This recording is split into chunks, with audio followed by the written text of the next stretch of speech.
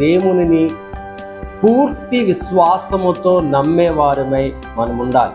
ఎప్పుడైతే మనము నమ్ముతామో మనకి ఆశీర్వాదం రావడం అనేది జరుగుతుంది. ఇదే మాట గలతీయులకు రాసిన పత్రిక 3వ అధ్యాయము 6వ వచనం కూడా రూఢిపరుస్తుంది. దేవుని నమ్మిన వారికి ఆశీర్వాదము కలుగుతుంది అనేటటువంటి విషయం. ఒకసారి చదువుదాము. గలతీయులకు రాసినటువంటి పత్రిక 3వ అధ్యాయము 6వ వచనం.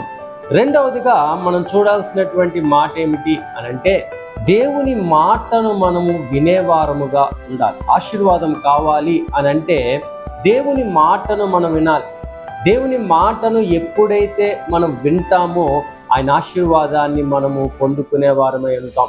అని ఏది చెప్పితే ఆ మాటను మనం వినేవారముగా, ఆచరించేటటువంటి వారముగా, మన జీవితాల్లో దాన్ని ఉపయోగించుకునేటటువంటి వారముగా మనం ఉన్నప్పుడే మనం ఈ ఆశీర్వాదాలని పొందుకునే వారం అవుతాం.